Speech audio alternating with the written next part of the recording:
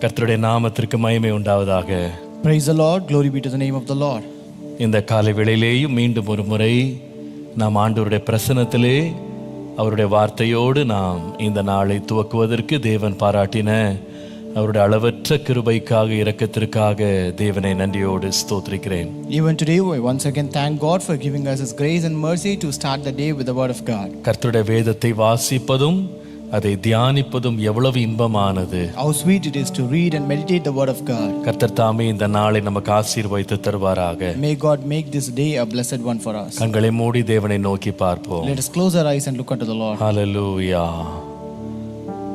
அதிகாலை நேரம் அப்பாவும் பாதம் ஆர்வமாய் வந்திருக்கிறே,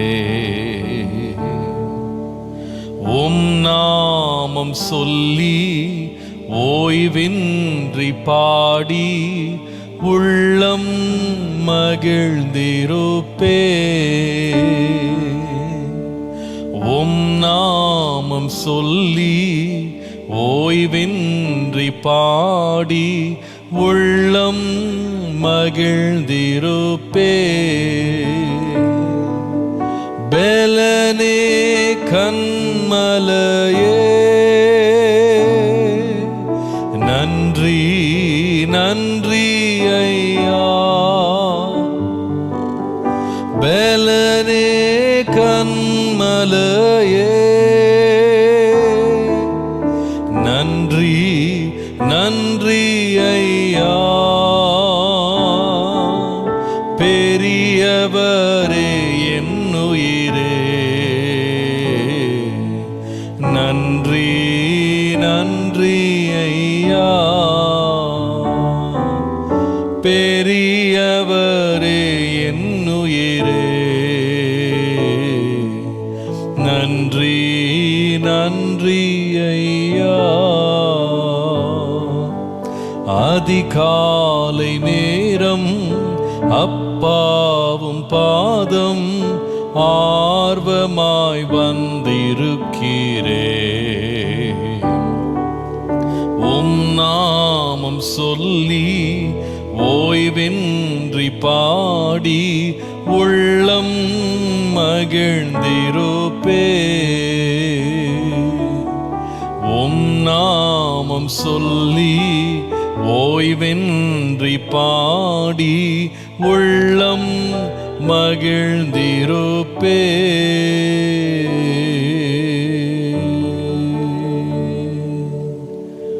ஆமாப்பா, இந்த அதிகாலை வேளையிலே உம்முடைய பாதத்திலே வந்து நாங்கள் காத்திருக்கிறோம். Yes, Father, in this morning, however, we have come to your feet and wait at your presence, Lord. உம்முடைய பாதத்திலே எங்களுக்கு ஆறுதலும் தேறுதலும் ஆண்டவரே எங்களுக்கு வேண்டிய ஆலோசனையும் உண்டு கர்த்தாவே. Lord, there is comfort, counseling, and Lord, consolation at your feet, Father. இந்த காலை வேளையிலே உம்முடைய பாதத்திலே எங்களுக்கு இருக்கிற ஆசீர்வாதங்களை பெற்றுக்கொள்ள நாங்கள் வந்திருக்கிறோம். Lord, today we have come to your feet that we may inherit the blessings in your feet, Lord. உம்மை ஆண்டவரே எங்களை விட்டு எடுபடாத நல்ல பங்கை எங்களுக்கு தரும்படி நாங்கள் உம்முடைய பாதத்திலே காத்திருக்கிறோம். Lord, we are waiting at your feet that you may give us the best part that cannot be taken from us. எங்களோடு இடைபடும், எங்களை ஆசீர்வதியும். Speak with us and bless us, Lord. இயேசுவின் நாமத்தில் பிதாவே, In Jesus' name we pray. ஆமென் ஆமென். கர்த்தர் நல்லவர். God is good. இந்த காலவேளையிலேயும் நாம் 180 நாட்களில் வேதத்தை நாம் வாசிக்கிற இந்த முயற்சியில் ஆண்டவர் வந்து நமக்கு இன்னும் ஒரு நாளை கொடுத்து நாம் திரும்பவும் தேவனுடைய வார்த்தையை தியானிக்க கர்த்தர் நமக்கு கொடுத்த கிருபைக்காய் கர்த்தரை ஸ்தோத்திரிக்கிறேன். Even today I thank God for giving us grace to give one more day in this 180 days Bible reading challenge and come to His presence for this morning devotion. நாம் 180 நாட்களில் வேதம் முழுவதையும் வாசிக்கிறது மாத்திரம் அல்ல, இந்த வேதத்தில் உள்ள நீதிமொழிகள் புஸ்தகத்தை நாம் தியானிப்பதற்கும் கர்த்தர் நமக்கு பாராட்டின இரக்கத்திற்காய் கர்த்தரை ஸ்தோத்திரிக்கிறேன். Besides reading the Bible in 180 days, I also thank God for giving us grace to meditate from the book of Proverbs for this 180 days. ஆண்டவருடைய கிருபையினாலே 13 தியானங்களை நாம் செய்வதற்கு கர்த்தர் உதவி செய்திருக்கிறார். Graciously, God has helped us to meditate so far 13 devotions. இன்றைக்கும் 14வது தியானத்திற்குள்ளே நாம் கடந்து செல்வோம். And today let us go into the 14th devotion. வாசிக்கலாம். நீதிமொழிகளின் புஸ்தகம் 1ஆம் அதிகாரம் 8ஆம் வசனத்தை நாம் மறுபடியும் வாசிக்கலாம். Let us read again Proverbs chapter 1 and verse 8. என் மகனே, உன் தகப்பன் புத்தியை கேள், உன் தாயின் போதகத்தை தள்ளாதே. My son, hear the instruction of your father and do not forsake the law of your mother. உன் தகப்பன் புத்தியை கேள், உன் தாயின் போதகத்தை தள்ளாதே. Hear the instruction of your father and do not forsake the law of your mother. கர்த்தருடைய பரிசுத்த நாமத்திற்கு மகிமை உண்டாவதாக. Glory be to the holy name of God. நேற்றைக்கு ஆண்டவர் கிருபையினால உங்ககிட்ட மகனே கேள் அப்படின்னு சொல்லி உங்ககிட்ட பேசுறதுக்கு ஆண்டவர் உதவி செய்தார். Yesterday the Lord helped me to speak on the topic, my son, hear. ஆம், ஒரு தகப்பனுடைய புத்தியை கேட்க வேண்டியது ரொம்ப அவசியம். It is always necessary to hear the instruction of a father.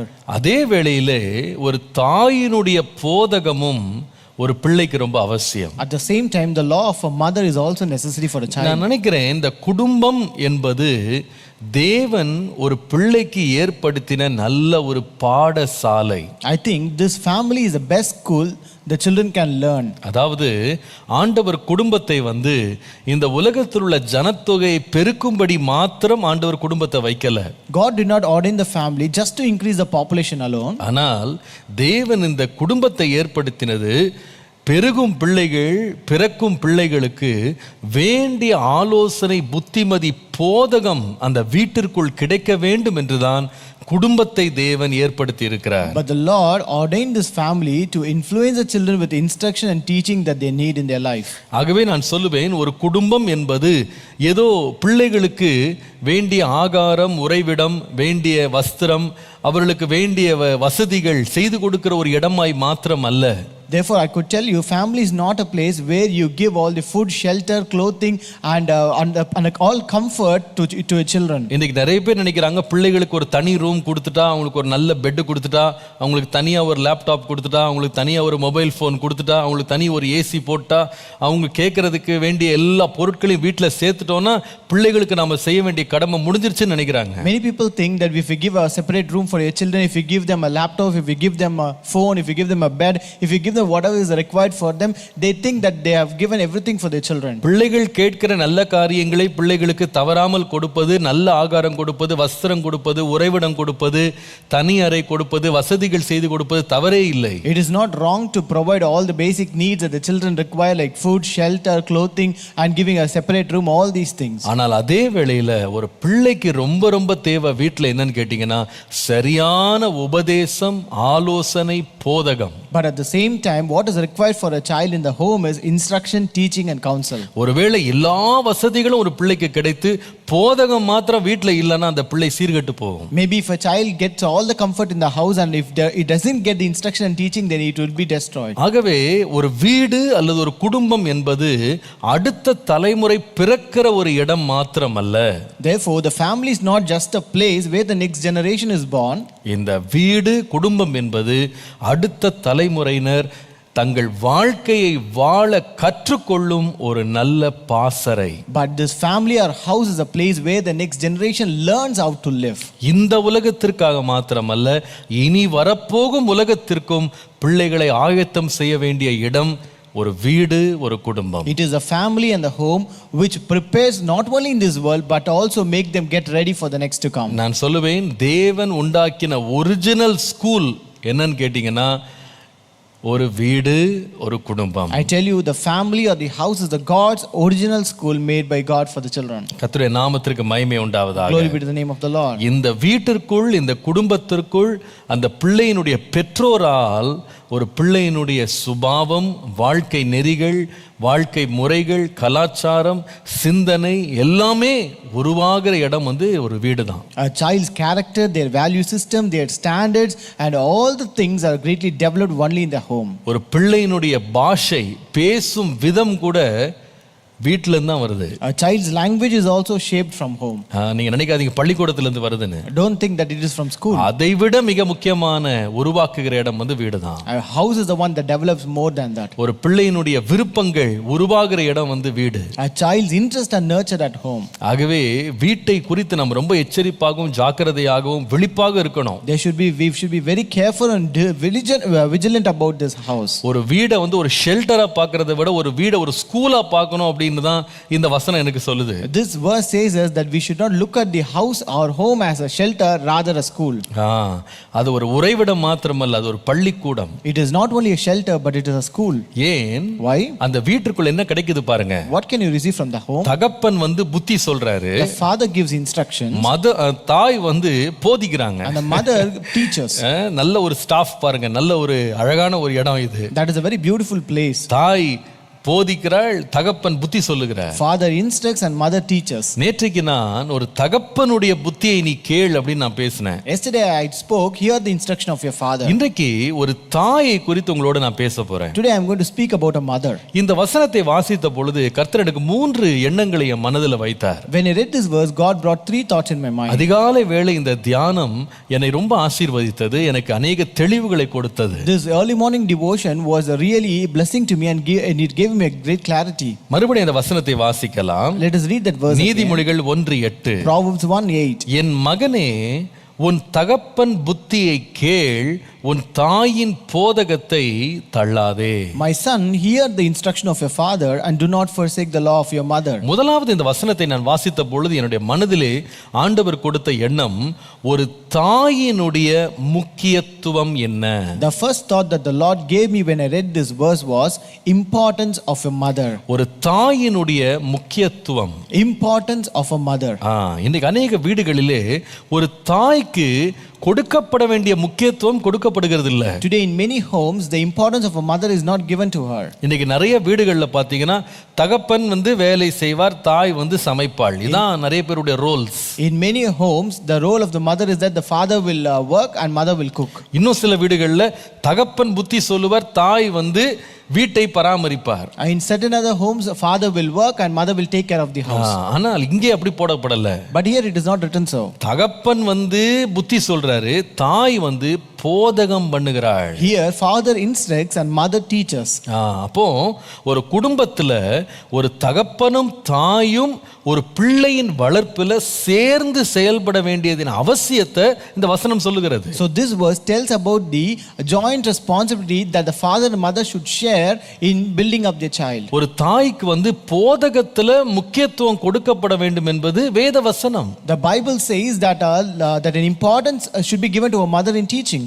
அநேக வீடுகள்ல இது கொடுக்கப்படுவதில்லை. In many homes it is not given to her. நான் நினைக்கிறேன் சில வீடுகள் இன்னும் பரிதாபம், தாய்மார் தங்கள் பிள்ளைகளை கவனிப்பது, போதிப்பது, இந்த வேலைகள் எல்லாம் செய்யறது தன்னந்தனியாக விடப்பட்டிருக்கிறார்கள். In certain homes it is very pathetic that mothers are left alone to take care of the home and also teach the children. சில துக்கமான வீடுகள் தகப்பன் இறந்து விட்டார் அல்லது தகப்பன் வந்து தன்னுடைய தாயை விட்டு அவர் பிரிந்து போய்விட்டார் என்கிற குடும்பங்கள் இருப்பது ரொம்ப வேதனை. It is really hard and painful when you have families where a wife would have lost her husband or the husband would have left the wife. ஆனால் இன்னும் சில வீடுகளில் பார்த்தீங்கன்னா தகப்பன் வீட்டில் தான் இருப்பாரு, உயிரோட தான் இருப்பாரு, ஆனால் எந்த பொறுப்பும் இல்லாமல், எந்த உத்தரவாதமும் எடுக்காமல், எந்த புத்தியும் சொல்லாம அவர் மொத்த பாரத்தையும் தன்னுடைய பிள்ளைகளுடைய தாயிட்ட விட்டுட்டு அவர் பாட்டுக்கு சும்மா இருப்பாரு. There are some cases where the husband will be at home, he will be still alive, but he will be totally irresponsible, irreverent, and he is totally useless, and he just puts on the entire burden on the wife. சில வேளையில என்னை கேட்டுக்கொண்டிருக்கிற சில குடும்பங்கள் நீங்க இப்படி இருக்கலாம். Maybe someone listening to this sermon may also be of this sort of family. Pastor, என் பிள்ளைகளை வளர்ப்பதற்கு என்னுடைய கணவன் இல்லை, அல்லது அவர் என்னை விட்டு பிரிந்து போய்விட்டார், அல்லது அவர் எந்த பொறுப்பை எடுக்கிறது இல்லை, நான் தனியாக விடப்பட்டிருக்கிறேன் என்ற நிலையில சில சகோதரிகள் இதை கேட்டுக்கொண்டிருக்கலாம். Some sisters might be listening to the sermon in a state where you say, Pastor, my husband is already dead, my husband has left me, or my husband is still alive but is totally irresponsible. ஆனால் நான் உங்களுக்கு ஆண்டவருடைய நாமத்தினால மிக தாழ்மையாய் சொல்லுகிறேன். But I tell you in the name of the Lord very humbly. ஒருவேளை நீங்கள் கைவிடப்பட்ட ஒரு நிராதரவற்ற நிலையில நீங்கள் இருந்தாலும் தேவன் நீங்கள் அவரை நோக்கி கூப்பிடும்போது இரட்டிப்பான பலனையும் கிருபையும் கொடுத்து அந்த குடும்பத்தின் பொறுப்பை, பிள்ளைகளின் வளர்க்கும் பொறுப்பை சீராக சிறப்பாக நடத்த கர்த்தர் உங்களுக்கு இரட்டிப்பான பலனை தருவார். But I tell you, though you stand totally left alone, forsaken, and no one to support you, but I tell you, God will give you a double fold of grace and blessing and strength to lead your family. சில வேளை தாய் கூட இல்லாமல் இருந்தாலும்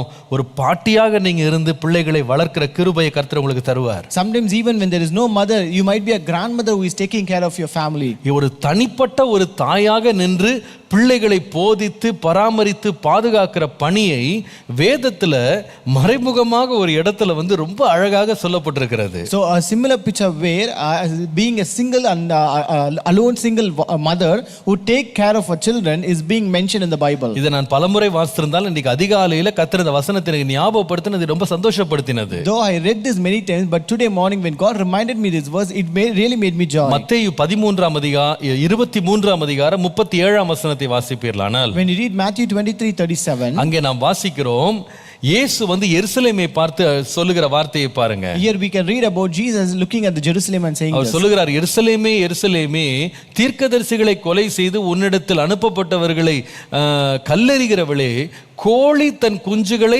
தன் சிறகுகளின் கீழே கூட்டி சேர்த்து கொள்ளும் வண்ணமாக நான் எத்தனை தரமோ உன் பிள்ளைகளை கூட்டி சேர்த்து கொள்ள மனதாயிருந்தேன். Oh Jerusalem, Jerusalem, the one who kills the prophets and stones those who are sent to her, how often I wanted to gather your children together as a hen gathers her chicks under her wings, but you were not willing. அங்க கவனிச்சீங்கன்னா, ஒரு தனி கோழியாக தன்னுடைய எல்லா குஞ்சுகளை தன்னுடைய சிறகுகளின் கீழ் சேர்த்து அணைக்கிற ஒரு தாயாக இயேசு தன்னை சித்தரிக்கிறார் பாருங்க. Here you can see where Jesus is portrayed as a single or lonely hen trying to gather all her chicks under his wings. அநேக வேளையில பிள்ளைகளை கர்த்தருக்குள்ள வளர்க்கிறது கூட இந்த போராட்டம் இருக்குன்றதை மறந்துடாதீங்க. Many times don't forget we also have this struggle when we grow up children. சில வேளையில தன்னந்தனியாய் விடப்பட்டாலும் நமக்கு கொடுக்கப்பட்ட உத்தரவாதத்தை நாம் மறந்து விடக்கூடாது. Though you are left alone, don't ever forget the responsibility that is vested with you. நீங்கள் வேதத்தில் இன்னொரு சம்பவத்தை கூட இப்படி படிக்கலாம். You can also read one more incident in the Bible. நீங்கள் 2 தீமோத்தேயு 1:5 வாசிப்பீர்களானால், if you read 2 Timothy 1:5, 2 தீமோத்தேயு 1:5, 2 Timothy 1:5, அந்த விசுவாசம் முந்தி உன் பாட்டியாகிய லோவிசாலுக்குள்ளும்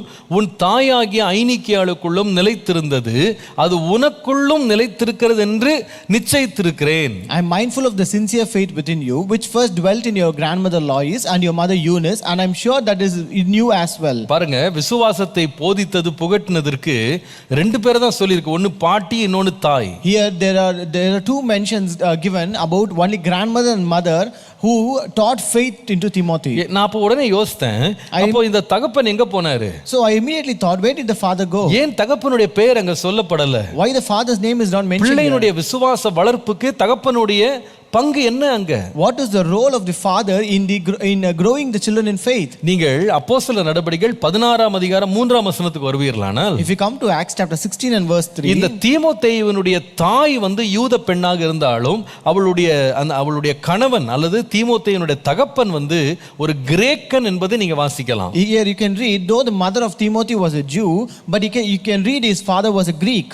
அப்போ நம்ம என்ன யூகிக்க முடியும் அப்படின்னா, ஒருவேளை அவர் வந்து இந்த தாயை போல பாட்டியை போல வந்து அவர் வந்து வேதத்தை கற்காத ஒரு மனிதனாக இருந்திருக்கிற அநேக வாய்ப்புகள் உண்டு. So here we can assume that there are many chances that this father would have not known the scriptures like his mother and grandmother. ஆனால் அந்த தகப்பன் வேதத்தை அறியாதவராக வீட்டில் வந்து இருந்தாலும் அந்த பணியை செவ்வனே வந்து தாயும் பாட்டியும் செய்து பிள்ளையை வந்து தேவனுடைய வார்த்தைகளால் ஊட்டி வளர்த்ததை நம்ம பார்க்கிறோம். And though the father was not able to feed the child with the scriptures, and though he was not aware of the scriptures, we can see the grandmother and mother took the role and fed the child with the scriptures. நீங்கள் 2 தீமோத்தேயு 3:14-15 வாசிப்பீர்களானால், when you read 2 Timothy chapter 3 verses 14 and 15, நீ நிச்சயித்து கொண்டவைகளில் நிலைத்திரு, அவைகளை நீ இன்னாரிடத்தில் கற்றாய் என்று அறிந்திருக்கிறாயே. You, however, continue the things you have learned and become convinced of, knowing from whom you have learned them. என்ன யார்கிட்ட கற்ற? From whom did you learn? சிறு வயது முதல் தாய் பாட்டியின் இடத்துல கற்றுக்கொண்ட பாடங்களை மறந்துடாதப்பா. Don't forget the lessons that you learned from your grandmother right from your small age. நீ சிறு வயது முதல் நீ போதிக்கப்பட்டிருக்கிறாய். You have learned right from your small age. இந்த போதிக்கப்பட்டதோட விளைவு என்னன்னு கேட்டீங்கன்னா, பிற்காலங்களிலே கிறிஸ்து இயேசுவுக்குள்ளே விசுவாசம் கொள்ளுகிற ஒரு பிள்ளையாக அந்த தீமோத்தேயு எழுந்து நிற்கிறதை நீங்க பார்க்கலாம். And as a result of this teaching, we can see this Timothy rising up as a child who has a great faith in the Lord. கடைசியில பாத்தீங்கன்னா, ஒரு ஊழியனாகவே சபைக்கு நின்று அப்போஸ்தலனாகிய பவுலுக்கு ஒரு உண்மை உள்ள உடன் ஊழியனாக மகனாக எழும்பி நிற்கிறதை நீங்க பார்க்கலாம். At last you can see that he stood up as a faithful servant of Paul and a beloved son of Paul. எனக்கு ரொம்ப ஆச்சரியமா இருந்தது. It was really surprising. இந்த தீமோத்தேயுடைய வாழ்க்கையில ஒரு தகப்பன் செய்ய வேண்டிய வேலையை சொந்த தகப்பன் செய்யல.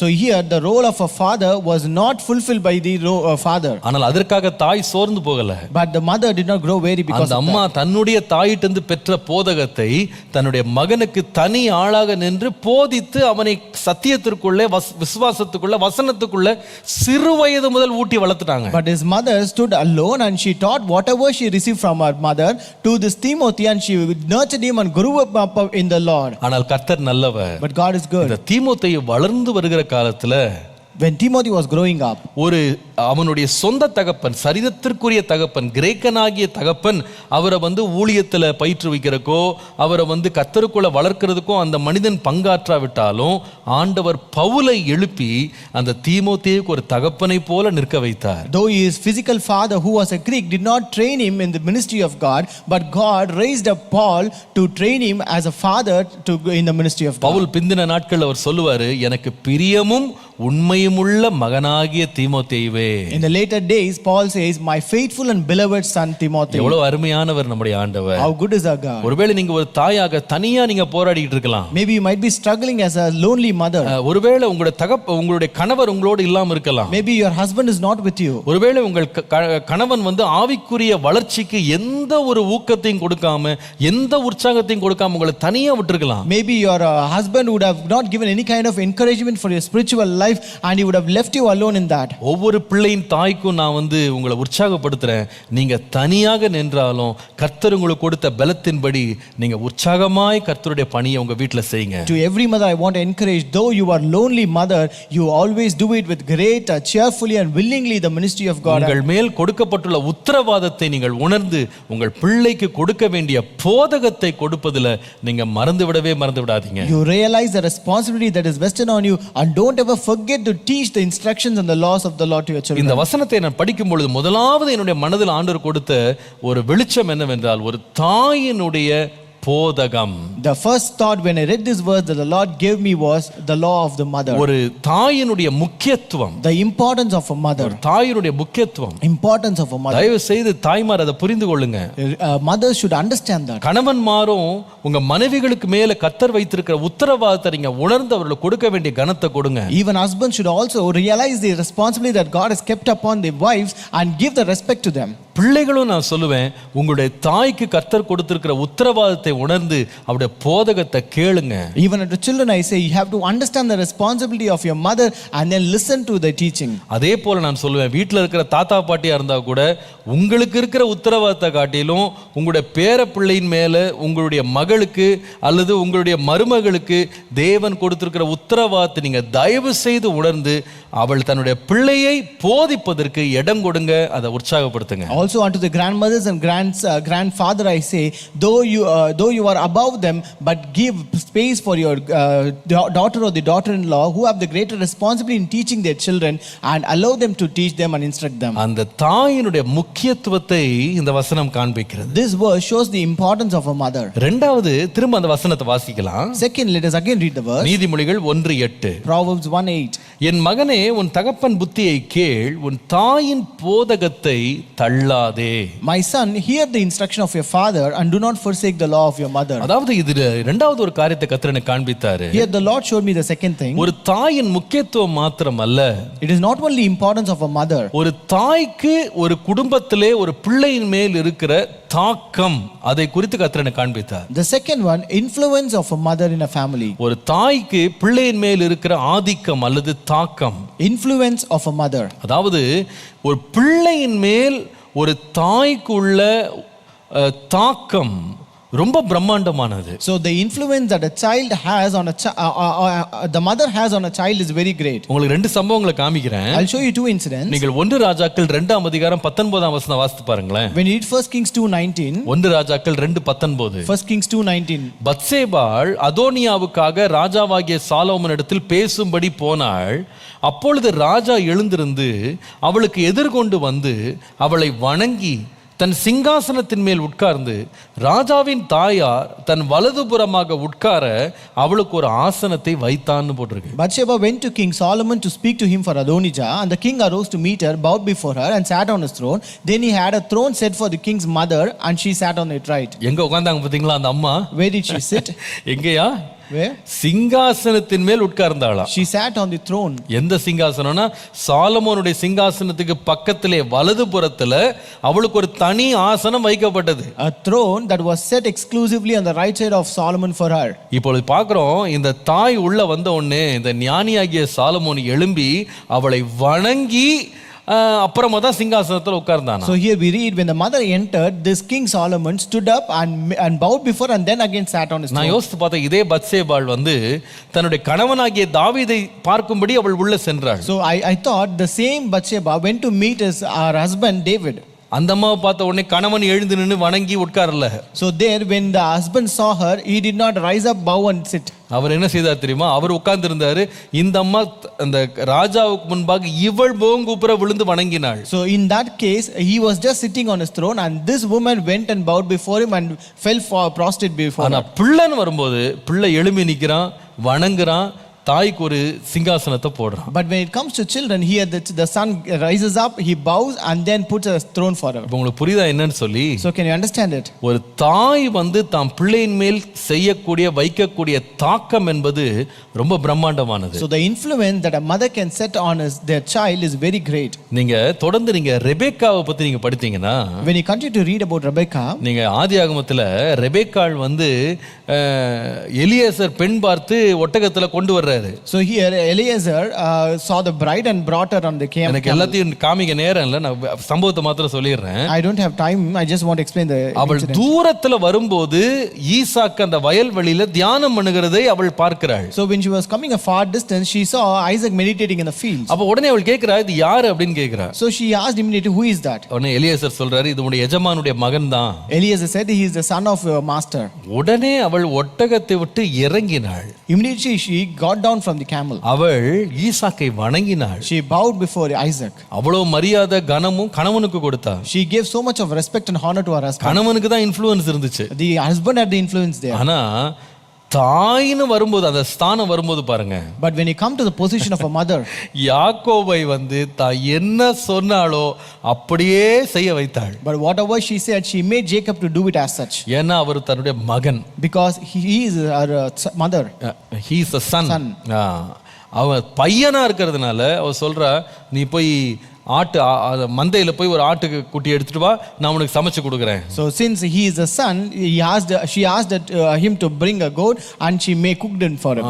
உன்னுடைய தகப்பன் ஏசாவை ஆசீர்வதிக்கிற முன்னாடி உன்னை ஆசீர்வதிக்கணும். Before your father could bless Esau, he should bless you. சமைக்கிறாள். She cooked it. அது மாத்திரம் இல்ல, அந்த ஆட்டினுடைய தோலை அந்த முடியை தாம் மேல இந்த யாக்கோபின் மேல போர்த்துகிறாள். And she also covered that hair of that goat upon the Jacob. பையன் ஒரு வார்த்தை பேசலங்க, அம்மா சொல்றது அப்படியே கேட்டு போய் அப்பாட்ட போய் நான் தான் ஏசான்னு வர சொல்லிட்டு வர்றான். The son never uttered a word, he just went to the father and said that he is Esau. நீங்க எத்தனை பேருக்கு உணர்றீங்களோ தெரியல. I don't know how many can understand this. ஒரு கணவன் மனைவியின் மேல அதிகாரம் செலுத்தலாம். A husband may show his power upon his wife. ஆனா பிள்ளைகள் மேல் அதிகமான ஆதிக்கத்தை வைத்திருக்கிறது தகப்பனை காட்டிலும் தாய் என்பது நிதர்சனமான உண்மை என்பதை நீங்க எல்லாம் ஒத்துக்கொள்வீங்க. But it is a true undeniable truth that mothers has a great influence on their children. அவங்க வாழ்க்கையில அவர்கள் கொடுக்கிற அந்த தாக்கம் அப்படின்றது ரொம்ப ரொம்ப நீண்ட காலம் நிக்குது. The influence or the impact that they live that lives for a long time. நிறைய வீடுகள்ல பாத்தீங்கன்னா தகப்பனை கூட விட்டுட்டு வாழ்றதுக்கு பிள்ளைங்க விரும்புவாங்க, ஆனா தாயை விட மாட்டாங்க. Many times you can see that children are ready to leave their father and live, they will not leave their mother. அம்மா கிட்ட அப்படியே கோழி தன் குஞ்சுகளை சேர்க்கிறது போல அந்த தாய் அப்படியே அரவணைச்சு சேர்த்து அந்த தாயோடையே பிள்ளைகள் ரொம்ப அட்டாச்சாக இருப்பாங்க. A mother gathers like a hen, like how a hen gathers her chicks. A mother also gathers them, and they are so attached to their children. இப்படிப்பட்ட தாக்கத்தை ஒரு தாய் தன் பிள்ளையின் மேல் வைத்திருக்கிறாள் என்று உணர்ந்து அவள் செய்ய வேண்டிய ஒரு முக்கியமான வேலை என்னன்னா, அந்த தாக்கத்தோடு அவள் தன் பிள்ளைகளுக்கு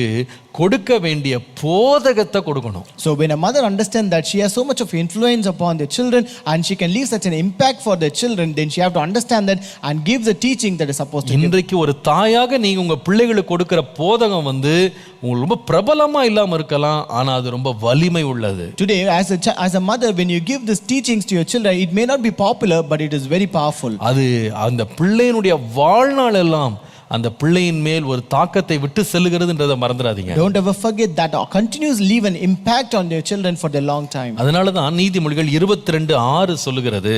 That's why Proverbs 22:6 says, பிள்ளையானவன் நடக்க வேண்டிய வழியை அவனை நடத்து, அவன் முதிர் வயதிலும் அதை விடாதிருப்பான். Train up a child in the way you should go, and when he is old he will not depart from it. இந்த போதிக்கிற பொறுப்பை ஆண்டவர் ஒரு தாய்க்கு கொடுத்திருக்கிறாரு. The work or the role of teaching is being given to a mother by the Lord. அந்த போதனையை நீங்க சரியா கொடுப்பீங்களானா, உங்களுடைய ஆதிக்கத்தை உங்களுடைய தாக்கத்தை நீங்க பயன்படுத்துவீர்களானா, அந்த பிள்ளைக்கு அது பெரிய ஆசீர்வாதமாக இருக்கும். If you use that influence and impact to teach the word of God, then that will be a great blessing to the children. வேதத்துல நமக்கு எச்சரிப்பாகவும் அநேக தாய்மார்கள் எழுதியிருக்கு. We have also have some mothers in the Bible as warning to us. நன்மைக்காக அநேக தாய்மார் தங்களுடைய ஆதிக்கத்தை பயன்படுத்தின அதே வேளையில தீமைக்காகவும் பயன்படுத்தின சில தாய்மார் இருக்கிறாங்க.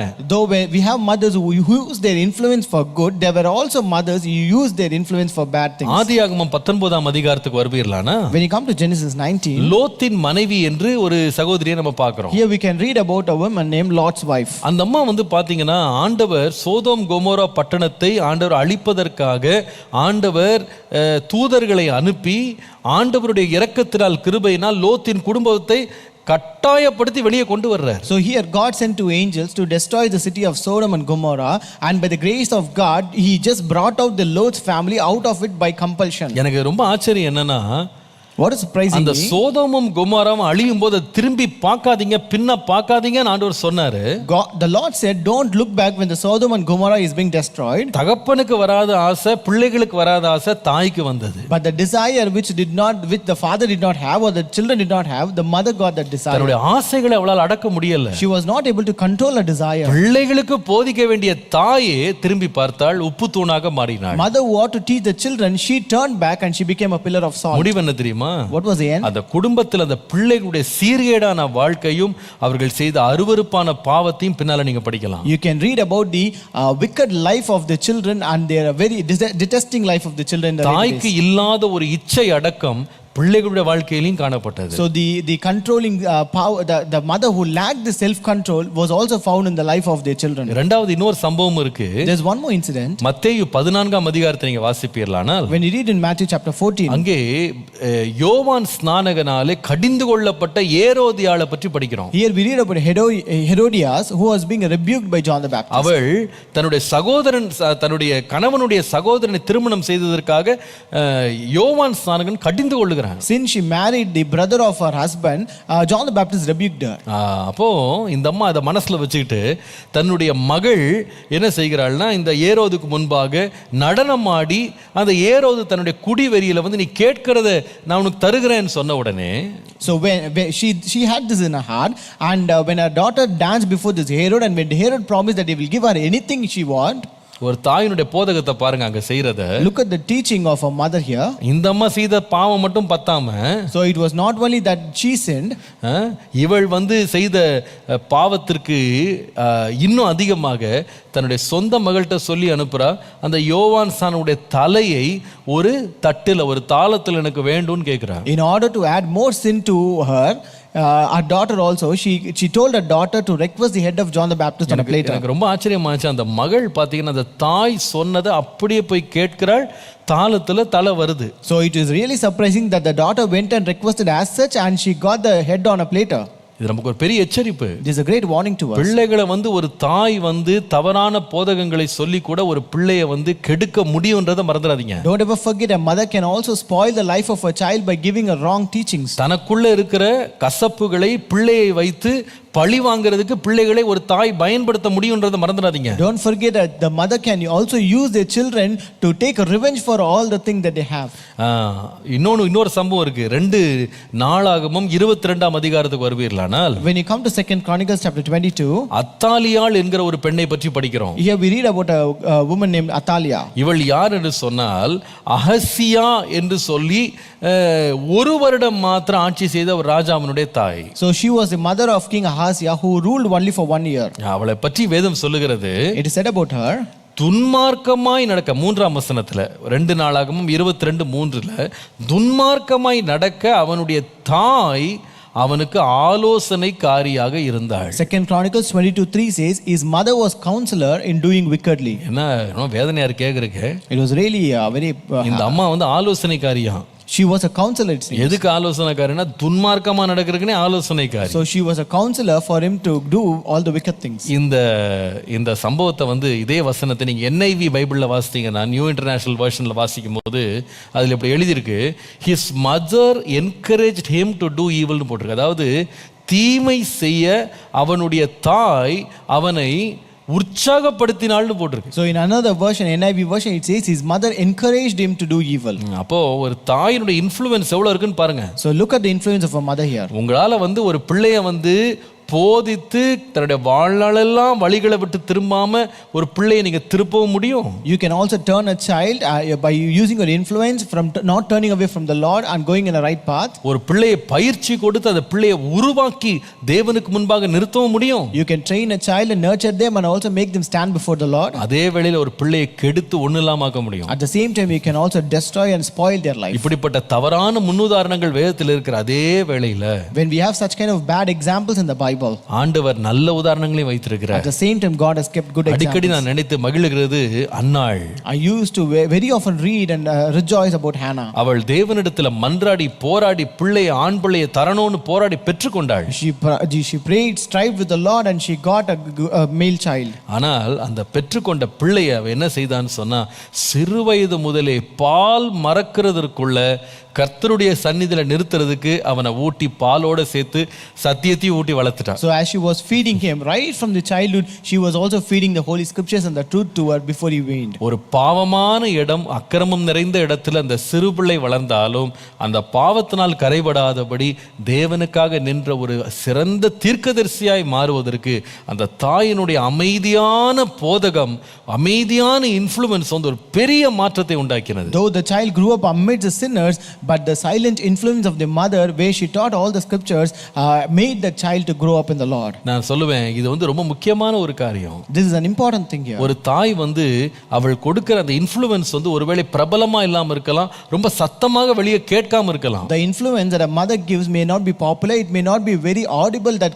could be heard out. ஆனா உங்களுக்கு நான் தைரியமா சொல்லுவேன், but I tell you boldly, அமைதியாக ஒரு பனியை போல ஒரு தாய் பணி செய்தாலும், though a mother works like the dew very silently, அந்த பிள்ளையின் மேல் கொடுக்கப்படுகிற நல்ல போதனை நீண்ட காலம் பின்பும் அதுக்கு பலன் செய்யும்ன்றதை மறந்துடாதீங்க. The good teaching that is being taught on the children will do a great thing even for their lifetime. அதான் ஒரு பாப்புலர் சேயிங் ஒன்னு இருக்கு ஆங்கிலத்துல. There's a popular saying in English, the hand that rocks the cradle is the hand that rules the world ன்னு சொல்லுவாங்க. அதாவது தொட்டிலை ஆட்டுகிற அதே கைதான் உலகத்தையும் ஆளுகை செய்யும்னு சொல்லுவாங்க. The hand that rocks the cradle is the hand that rules the world. ரொம்ப நல்லா இருக்குல்ல? It is very beautiful, right? The hand that rocks the cradle is the hand that rules the world. தொட்டிலை ஆட்டுகிற அதே கரம், தாயின் கரம் தான் உலகத்தையே ஆளுகை செய்யுமா. The hand that rocks the cradle is the hand that rules the world. ஒரு தாயாக நம்ம என்ன போதனை கொடுக்கிறோம்ன்றதை மறந்துடாதீங்க. So don't forget, as a mother, what kind of teaching are you teaching? நான் ரொம்ப வேதனையோட சொல்றேன். Today I say with much grief, சிறு பிள்ளைகளுக்கு போதிக்கிறது மாத்திரம் இல்ல, it's not only teaching your children. பிள்ளைகள் வளர்ந்த பிறகும் ஒரு தாய் தன் பிள்ளைக்கு கொடுக்க வேண்டிய புத்திமதியை கொடுக்க தவறக்கூடாது. But a mother should not stray away from giving the teaching and counseling even when they grow up. எனக்கு அநேக குடும்பங்களை தெரியும், ஒரு தாயினுடைய நல்ல போதகத்தினால, அவருடைய இன்ஃப்ளூயன்ஸ்னால சிறந்த குடும்பங்கள், சிறந்த புருஷன்களாக சிறந்த மனைவிகளாக மாறின பிள்ளைகள் ஏராளம் உண்டு. I really know many cases where the children have grown up to the best husband and best wife because of the influence of their mothers. அந்த தாய் கொடுத்த போதகம், அவங்க கொடுத்த அந்த இன்ஃப்ளூயன்ஸ் தாக்கத்துல பிள்ளைகள் தங்கள் குடும்பங்களை ரொம்ப ஸ்ட்ராங்கா கட்டுற குடும்பங்களை நான் பார்த்திருக்கிறேன். I have also seen children building up their families in a stronger manner because of the influence that is left by the mother. ஆனால் ரொம்ப வேதனையோடு சொல்லுவேன், அநேக குடும்பங்கள்ல சொந்த தாயே தாம் பிள்ளைகளுடைய குடும்பங்களின் சீரழிவுக்கு அவள் முக்கிய பின்பலமாக காரணமாக இருக்கிறாள் என்பது ரொம்ப வேதனையான உண்மை. But painful to say that even there are some mothers who become the reason for the destruction of the family of the children in many cases. அன்பான தாய்மாரே, இயேசுவின் நாமத்தில் உங்களை தாழ்மையாக பட்சமாய் நான் கேட்கிறேன். Dear mothers, in the name of Jesus I humbly request you. ஒரு நாள் உங்கள் வாழ்க்கை முடிஞ்சு போய்டும். One day your life will end. இந்த உலகத்தை விட்டு நீங்க கடந்து போய்டுவீங்க. You will leave this world one day. உங்கள் பிள்ளைகளை நீங்க விட்டுட்டு போறீங்க. You are leaving your children here. உங்கள் சந்ததிகளை நீங்க விட்டுட்டு போறீங்க. You are leaving your generations here. நீங்க என்ன போதனையை கொடுத்து எதை விட்டு எப்படிப்பட்ட ஒரு குடும்பத்தை அவர்களை நடத்த நீங்க போதிச்சுட்டு போறீங்க என்பதை ஆவியானவர் உங்களுக்கு ஆராய்ச்சி பண்ண உதவி செய்வாராக. Let the Holy Spirit help you to analyze and search what kind of teaching you leave behind to your children that they may build up their family. உங்கள் சொந்த மகனை அவளுடைய மனைவிக்கு விரோதமாக தூண்டிவிட நீங்க துணியாதீங்க. Don't dare to stir up your own son against his wife. உங்க சொந்த மகளை தன்னுடைய கணவனை விட்டு பிரிந்து வர்றதுக்கு நீங்க துணை போகாதீங்க. Don't support your daughter to just get separated from her husband. நல்ல ஒரு முன்னுதாரணமாக நல்ல ஒரு தாக்கத்தை உங்க பிள்ளைகளுக்கு விட்டுட்டு செல்லுங்க. Be a good example and leave a good influence to your children. அப்பொழுது நீங்கள் மரிக்கும்போது சமாதானமா மரிப்பீங்க. Then when you die you will die in peace. நீங்க தேவனுடைய நியாய தீர்ப்புக்கு முன்னாடி நிற்கும்போது நீங்க மனசாட்சி உறுத்தாம கர்த்தருக்கு முன்பாக பயம் இல்லாம நீங்க நிற்பீங்க. And when you stand before the Lord on the day of judgment, your conscience will not prick and you will stand boldly before the Lord. உங்களுடைய பிள்ளையை கர்த்தருக்குள்ளே வளர்க்க வேண்டிய உத்தரவாதமும் பொறுப்பும் கர்த்தர் உங்க கையில கொடுத்திருக்கிறார். It is your responsibility that you should grow your children in the Lord. நீங்க கொடுக்க வேண்டிய, நீங்கள் வைத்திருக்கிற ட்ரெமெண்டஸ் தாக்கம், அந்த பிள்ளையை நீங்க எப்படி வேணாலும் திருப்பலாம். அந்த மாதிரி ஒரு தாக்கத்தை, ஒரு வலிமையை கர்த்தர் உங்களுக்கு கொடுத்திருக்கிறார். அதை தீமைக்கு மாத்திரம் பயன்படுத்திடாதீங்க. God has given you a tremendous and powerful influence that can turn your child in any ways that you want. Don't use it for evil. ஒருவேளை உங்களுடைய தனிப்பட்ட கோபதாபங்களை, உங்களுடைய தனிப்பட்ட வருத்தங்களை, தனிப்பட்ட கசப்புகளை நீங்கள் தீர்த்து வைத்துக் கொள்றது உங்க பிள்ளைகளை இன்றைக்கு நீங்க பயன்படுத்தலாம். Today you may use your children to just fulfill your vengeance or bitterness or any kind of enmity that you have it personally. ஆனா ஒண்ணு மறந்துடாதீங்க. But don't forget, மிகுந்த பயத்தோடு சொல்லுகிறேன், with fear I say, நியாய தீர்ப்பு நாள்ல நீங்க கணக்கு கொடுக்கணும்ன்றதை மறந்துடாதீங்க. Don't ever forget that you are accountable on the day of judgment. கர்த்தர் உங்களை நியாயம் தீர்க்க விரும்பல, கர்த்தர் உங்களுக்கு பலன் கொடுக்க தான் விரும்புறாரு. God doesn't want to judge you, He just want to give you reward. ஆனா ஆண்டவர் சொல்றார், அவனவன் செய்த கிரியைக்கு தக்கதான பலன் என்னோட வருதுன்னு ஆண்டவர் சொல்றார். Because the Lord says a reward for every man will come with me. தேவன் இணைத்ததை மனுஷன் பிரிக்காதிருக்க கடவன். What God has united, let man not separate. உங்களுடைய சொந்த பிள்ளைகளுடைய சீரழிவுக்கு நீங்க தயவு செய்து துணை போகாதீங்க. அதுல உங்களுடைய தாக்கத்தையும் ஆதிக்கத்தையும் காட்டி வெற்றி பெற்று விட்டேன் என்று மாயமான ஒரு ஒரு ஒரு ஒரு எண்ணத்துக்குள்ள தயவு செய்து போயிடாதீங்க. Don't support being separating your own children's life and don't grow up in a vain imagination that you have done a great influence in that. உங்களுடைய மருமகளை அழ வைத்து இன்பம் காணாதீங்க. Don't rejoice by making your daughter-in-law cry. அதே வேளையில உங்களுடைய சொந்த பிள்ளையையும் பிரித்து வைத்து இன்பம் காணாதீங்க. At the same time, don't separate your child or your son from his wife and then அது வெற்றி அல்ல, வெட்கத்திற்குரியது. That is not a success, that is a shame. ஆகவே அதில் நீங்க எச்சரிப்புடனும் ஜாக்கிரதையோடு இருந்து, நான் கொடுக்கிற என்னுடைய தாக்கம், என் பிள்ளையின் மேல் நான் கொடுக்கிற தாக்கத்தை நான் கர்த்தருக்கு பயந்து அவருக்கு பிரியமான வழியில் என் பிள்ளையை நான் வழிநடத்துறதுக்கு என்னுடைய வலிமைகளை நான் பயன்படுத்துறேனா அப்படின்னு ஆராய்ந்து பார்க்க வேண்டிய நேரம் இது. Therefore you should be very careful. You should analyze that whether the influence that I live behind is making my child to go in the right way or not. இந்த வார்த்தையும் செய்தியும் உலகத்தில் உள்ள ஒவ்வொரு சகோதரியும் போய் சென்றடையணும் நான் ரொம்ப ஜெபிக்கிறேன். I pray that this word and this sermon should reach every woman in this world. கர்த்தர் தாமே அப்படிப்பட்ட கிருபையை தருவாராக. Let God give such kind of grace. So முதலாவது நம்ம இந்த வசனத்தை படிக்கும்போது கவனித்தோம். First when we read the verse we saw ஒரு தாயினுடைய முக்கியத்துவம், importance of a mother. தாயினுடைய முக்கியத்துவம், importance of a mother. இரண்டாவது ஒரு தாயினுடைய இன்ஃப்ளூயன்ஸ், தாக்கம் அல்லது வலிமை. Second, influence of a mother. மூன்றாவது இந்த வசனத்தை படிக்கும்போது இன்னொன்றை கண்டுபிடிக்கலாம்.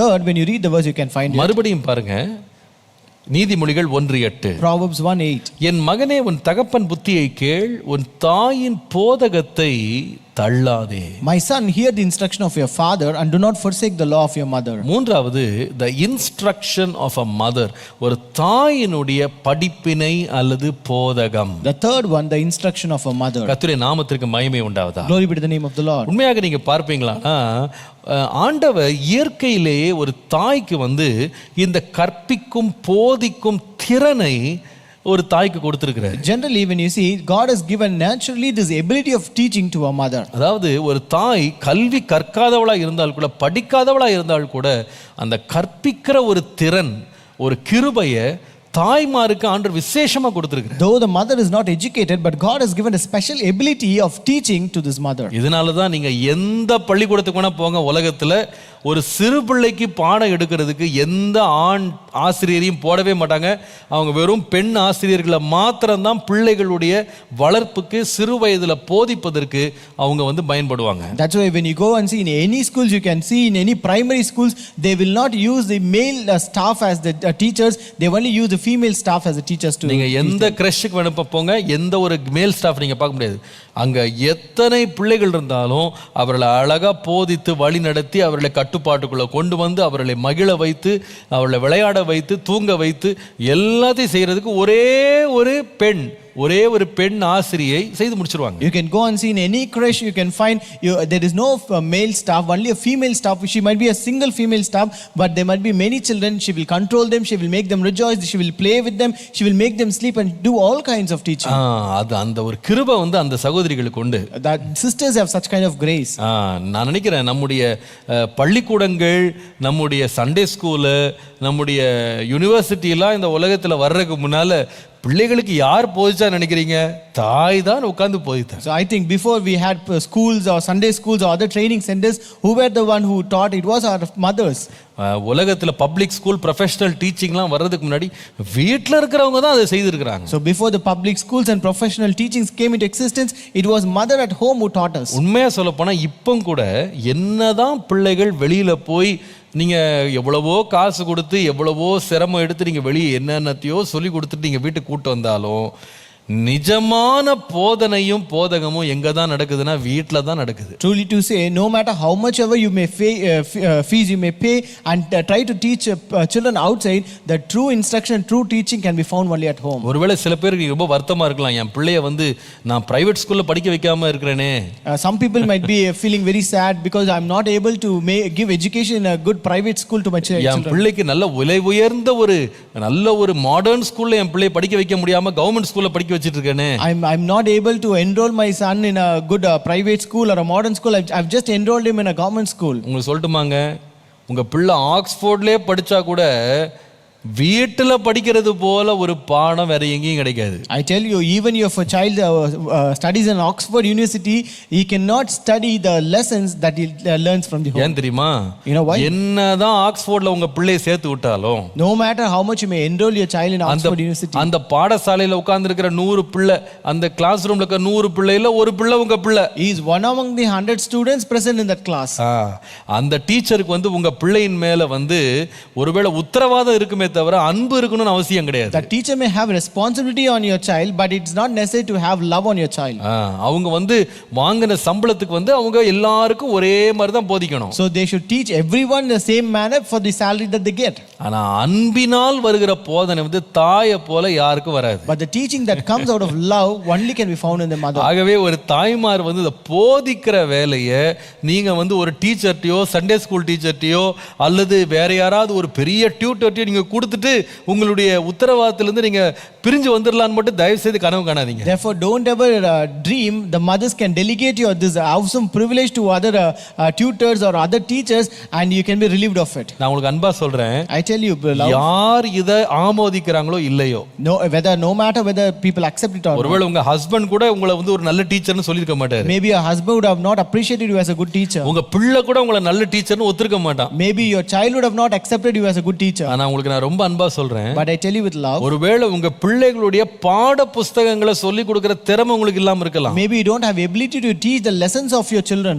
ஆனா உங்க பிள்ளைகளுடைய வாழ்க்கை பாடத்தை சொல்லி கொடுக்கிறதுக்கு ஒரு தாயை போல ஒரு சிறந்த போதகம் எங்கிருந்தும் வராது. But you cannot find a best teacher other than mother who can teach the lessons of your life. ஒரு தகப்பனுடைய புத்தி ஒரு தாயினுடைய போதகம் சேர்ந்துச்சு, அந்த பிள்ளை சிறந்த பிள்ளையா உருவாயிருவான். When the instructions of the father and the teachings of the mothers come together, that child becomes the best child. நான் நம்முடைய கல்வி திட்டங்களை நான் குறைச்சு பேசல. I'm not underestimating our education standards. கொஞ்சம் நல்லா கவனிச்சு பாருங்க.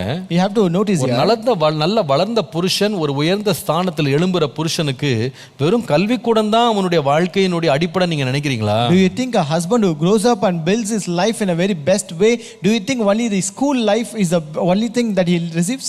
ஒரு அதான் எஜுகேஷன் நீங்க நினைக்கிறீங்களா? கிடையாது. You think only that is the education that he has? பாருங்க, நாங்க சின்ன வயதில் நம்ம யாருமே படிச்ச ஃபார்முலாஸ் எல்லாம் இப்ப ஞாபகம் வச்சிருக்கிறது இல்ல. So even when you ask us, we don't remember any formulas that we studied in our school days. நம்ம சின்ன வயதில படிச்ச டெஃபினிஷன், ஆன்டோனிம்ஸ், சினோனிம்ஸ் நிறைய நம்ம ஞாபகமே கிடையாது. We don't remember many definitions, antonyms, synonyms that we read in childhood. அப்படியே பக்கமா லாங் ஆன்சர் படிச்சோம் பாருங்க, ஒண்ணும் ஞாபகம் கிடையாது. We read so many long answers, but we don't remember anything now. ஆனா எது ஞாபகம் இருக்குன்னா, ஒரு தாய் சொன்ன போதகமும் தகப்பன் சொன்ன புத்தியும் அந்த பிள்ளையினுடைய மனநிலையே உருவாக்கிறது பாருங்க. But the instructions of the father and the teachings of the mother, that actually forms or shapes the heart of a child. இதை நீங்கள் புரிந்து கொண்டு உங்க உத்தரவாதத்தை நீங்க செயல்படுத்தணும். So you have to understand it and exercise your responsibility. அதிலேயும் நான் ரொம்ப விசேஷமா சொல்லுவேன். And in that I can tell you more special. ஒரு பிள்ளைக்கு போதிக்கிற கிருபையை பெற்ற ஒரு தாய், இந்த உத்தரவாதத்தை பெற்ற ஒரு தாய், ஒரு பக்தி உள்ளவளாக, தேவனுக்கு பயந்தவளாக, அவள் குணசாலியாக இருந்து விடுவாள்னு சொன்னா, அதை போல பிள்ளைக்கு கிடைத்த ஒரு வரப்பிரசாதம் வேற ஒண்ணுமே கிடையாது. And if this mother who has received this privilege, if she is a godly mother and a virtuous mother, and you cannot find anything more best than that. நான் சொல்லுவேன், உங்க பிள்ளைக்கு நீங்க கொடுக்கக்கூடிய மிகப்பெரிய பரிசு என்னன்னு சொன்னா, the best reward that you can give to your children is, நீங்கள் கர்த்தருக்கு முன்பாக தேவனுக்கு பயந்த, கர்த்தருக்கு முன்பாக பயபக்தியா இருக்கிற ஒரு தாயா இருந்து நீங்க போதிக்கிறீங்க பாருங்க, இதை போல ஒரு பரிசு உங்க பிள்ளைக்கு யாருமே கொடுக்க முடியாது. You cannot give anything, any gift greater than being a godly mother and teaching them the way of the Lord. அதனால தான் நீங்கள் நீதிமொழிகள் 31ஆம் அதிகாரம் 1ஆம் வசனத்துல வாசிக்கலாம். That's why when you read in Proverbs 31 and verse 1, ராஜாவாகிய லெமுவேலுக்கு அடுத்த வசனங்கள், அவன் தாய் அவனுக்கு போதித்த உபதேசம். the words of King Lemuel, the utterance which his mother taught him. இதுல இந்த அம்மா என்னெல்லாம் போதிச்சிருக்காங்க, ஆச்சரியமா இருந்துச்சு எனக்கு. It was really surprising whatever she taught him. நீங்க அந்த அம்மா முதல்ல ஒரு மற்ற பெண்களிடத்துல எப்படி ஒருவன் நடந்து கொள்ளணும்னு அந்த அம்மா போதிச்சாங்களாம். So first she taught how to be careful or how to deal with other women. நீங்க அப்படியே லைனா வாசிட்டு வரலாம், அந்த வசனங்களை வாசித்தீங்கன்னா தெரியும். You can read them one by one in this verse. அடுத்தது எப்படி மதுபானத்திற்கு விலகி இருக்கணும்னு பிள்ளைக்கு போதிச்சிருக்காங்க ஒரு தாய். And then she taught about abstinence from wine. அதே போல சமுதாயத்துல நீதியை ஒரு ராஜாவாக எப்படி நிலைநாட்டுறதுன்னு அந்த தாய் போதிச்சிருக்காங்க. And she also taught about executing social justice in the nation as a king. எல்லாத்துக்கு மேல ரொம்ப பிரபலமான டீச்சிங் அந்த அம்மா கொடுத்தது என்னன்னா, குணசாலியான ஸ்திரியை எப்படி கண்டுபிடிக்கிறதுன்னு சொல்லி. And above all, the famous teaching that she gave was about finding a virtuous woman. இந்த நீதிமொழிகள் 31ஆம் அதிகாரத்துல குணசாலியான ஸ்திரீ யாருன்னு என்ன அருமையான ஒரு பட்டியல் கொடுக்கப்பட்டிருக்கு. So when you read this chapter 31 of Proverbs, you can find the list of that the characteristics that a virtuous woman will possess. உங்களுக்கு தெரியுமா, இந்த லிஸ்ட் எல்லாம் போட்டது யாருன்னா ஒரு ஆண் இல்ல, ஒரு தாய் இத போதிச்சிருக்காங்க தன்னுடைய மகனாகிய ராஜாவுக்கு. Do you know this list was not enlisted by a man, but it was given, or the counsel that was given by a mother. என்ன ஒரு ஞானம், என்ன போதக சமர்த்தம் இருந்திருந்தா அவ்வளவு அழகாக ஒரு குணசாலியான ஸ்திரீயை பற்றி அவ்வளவு நுணுக்கமான சத்தியங்களை, காலம் கடந்த உண்மைகளை அந்த அம்மா போதிக்க வலிமை பெற்றிருந்தாங்க பாருங்க. See how wise and how prudent she should be to give such kind of so important and very wise sayings that still remains even after ages. கர்த்தர் உங்களுக்கு கொடுத்திருக்கிற கிருபையை நீங்க மறந்துடாதீங்க. Don't forget the grace that God has given you. உங்களுக்குள்ளே நீங்க பெற்ற வரத்தை அனல் மூட்டி எழுப்புங்க, அதுக்கு ஜாக்கிரதையா இருங்க. And just burn the gift and that God has given you and flame it up and burn stir it up.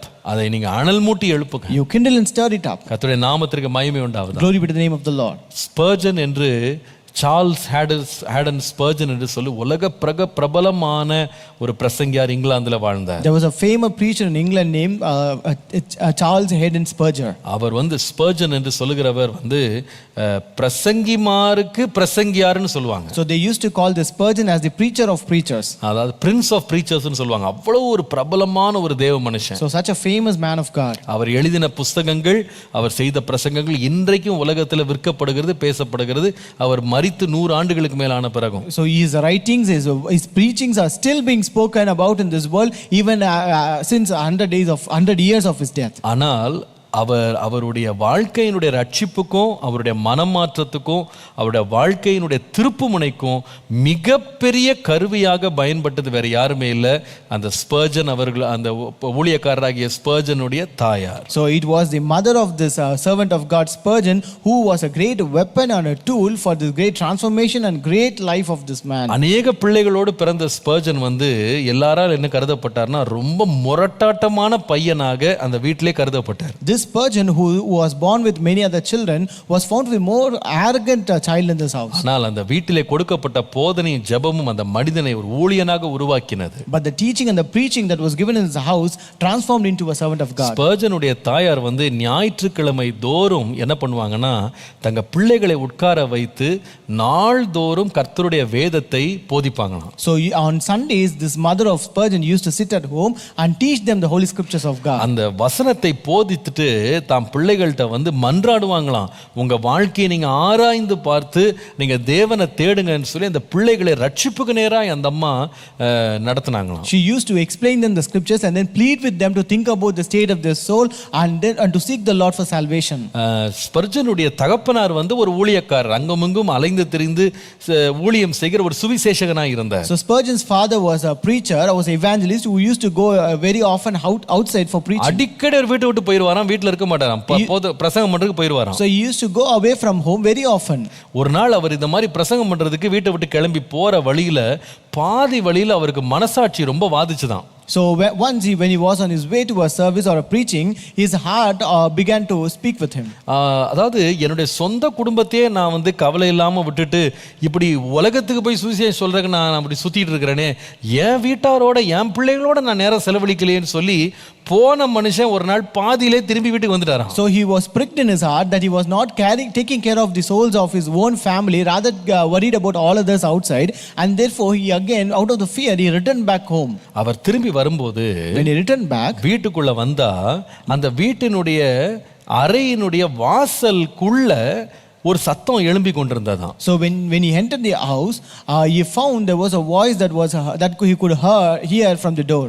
அதாவது வீடே அமைதியா இருக்கும்போது அந்த அந்த கதவுக்கு பின்னால தன்னுடைய மனைவியாகிய பிள்ளைகளின் தாய் கர்த்தருக்கு முன்பாக அழுது ஜெபித்து கொண்டிருக்கிறதை அவர் கேட்டாராம். When the entire house was quiet, he could hear the voice of his wife behind the door, where she was pleading and crying to the Lord for his children. அதுல ஒவ்வொரு பிள்ளைக்காக அவள் ஜெபித்து, விசேஷமாக இந்த சார்ல்ஸ் ஸ்பர்ஜன் அவருக்காக அவள் ஊக்கமாய் ஜெபித்து கொண்டிருந்ததை அவர் கேட்டாராம். And in that he heard that she was praying for each and every children, and especially for this Charles Spurgeon. இது கொஞ்ச நேரம் நின்று கொண்டு அப்படியே கவனித்துக் கொண்டிருந்த அந்த மனுஷன், this person who stood there for some time and was listening to that, வெளியே திரும்ப தன்னுடைய வண்டியில ஏறி ஊழியத்துக்கு போயிட்டாராம். Again he came out, he took his vehicle and went on for Lord's work. அவர் பின்னால சொன்னாராம், he later said, என்னுடைய பிள்ளைகளுடைய ஆவிக்குரிய நலன்ல இவ்வளவு தூரம் கருத்தா செயல்படுற ஒரு மனைவி எனக்கு இருக்கும்போது என் பிள்ளைகளை பற்றி நான் ஏன் கவலைப்படணும்? When I have a wife who can care so well for the spiritual interest of my children, why should I worry about this? அந்த பிள்ளைகளுக்காக ஜெபிக்கிறதுலையும் போதிக்கிறதுலையும் சோராமல் வேலை செய்த அந்த பெண்ணை ஒருவேளை உலகம் பார்க்காம இருக்கலாம், ஆனா கர்த்தர் ஒரு மகனை உருவாக்கி உலகத்தையே தொட வைத்தார். But maybe this world would have not seen that mother who was so much earnestly praying and pleading for his own children, but that the Lord made that man of God a great man of God. உலகமே அறியும்படி கர்த்தர் உதவி செய்தார். God made him to be known all over the world. ஒரு தாயினுடைய போதகம், the instruction of a mother. எனக்கு இந்த இங்கிலீஷ்ல அந்த வார்த்தை இன்னும் கொஞ்சம் ரொம்ப பிடிச்சிருக்கு. I like this word in English more. நம்ம தமிழ்ல போதகம்னு போட்டிருக்கு. In Tamil it is like teaching. நீங்க NKJV எல்லாம் வந்தீங்கன்னா அதுல போட்டிருக்கு the law of a mother னு போட்டிருக்கு. In NKJV version you can read the law of your mother. lawனா தாயினுடைய சட்டம். Law means rules, laws. ஒரு தாய்க்கு அந்த அளவுக்கு ஒரு வலிமை இருக்குன்றதை மறந்துடாதீங்க. Don't forget a mother has so much power. நீங்க நான் தியானத்திற்கான தலைப்பே தான் வச்சேன், mother's law. Today the title I kept is a mother's law. The mother's law. The mother's law. தாயினுடைய சட்டம், ஒரு தாயினுடைய அதிகாரமுள்ள போதகம். The mother's law. கர்த்தர் கிருபை தருவோம். Give us grace to understand the importance of a mother in teaching the child. ஒரு தாயினுடைய தாக்கத்தை புரிந்து கொள்ள கிருபை தாரும். Lord, give us grace to understand the influence of our mother, Lord. எல்லாத்துக்கும் மேல ஒரு தாயினுடைய போதகத்துக்கு கவனம் செலுத்த கிருபை தாரும். Give us grace to give heed to the instruction of our mother. ஒரு மனைவிக்கு கொடுக்க வேண்டிய முக்கியத்துவத்தை இன்றைக்கு ஒருவேளை ஆண்டவர் ஒரு கணவனா உங்ககிட்ட பேசியிருக்கலாம். Today, as a husband, God would have spoken to give the importance of a wife. அதே வேளையில ஒரு தாயாக நீங்க இருந்தீங்கன்னா உங்கள் மேல் இருக்கிற உத்தரவாதத்தை கர்த்தர் உங்களுக்கு உணர்த்தி இருக்கலாம். At the same time, if you are a mother, God would have convicted about the importance or the responsibility that have. குடும்ப அங்கத்தினராக நீங்க இதை கேட்டுக்கொண்டிருந்தா ஒரு பிள்ளையினுடைய தாய்க்கு இருக்கிற உத்தரவாதத்தை நீங்கள் உணர்ந்து அவளை நீங்கள் சப்போர்ட் பண்ணி அவளுக்கு உதவி செய்யறதுக்கு நீங்க காட்ட வேண்டிய உற்சாகத்துக்கு கர்த்தர் உங்களுக்கு ஒரு உணர்வை கொடுத்திருக்கலாம். If you are hearing this as a member of our family, God would have given you understanding and realization that you have to understand the importance of a mother and give support her and cooperate her and encourage her to do that. ஒரு பிள்ளையாக நீங்க இதுக்குள்ள செய்தியை கேட்டிருந்தா இன்றைக்கு உங்க பெற்றோர் விசேஷமாய் உங்களுடைய தாய்க்கு நீ கொடுக்க வேண்டிய கனத்தை குறித்து கர்த்தர் உங்ககிட்ட பேசியிருக்கலாம். If you as a child, if you are listening to this sermon, God would have spoken the honor and the respect that you're supposed to give to your mother. ஒருவேளை ஒரு இளம் பிள்ளையா நீ இந்த செய்தியை கேட்டுக்கொண்டிருந்தாலும் உன்மேல் கர்த்தர் வைக்க போகும் உத்தரவாதத்தை உணர்ந்து நீ அதுக்கு எப்படி ஆயத்தம் ஆகணும் அப்படின்றத கர்த்தர் உனக்கு பேசியிருக்கலாம். If you are hearing this sermon as a young girl,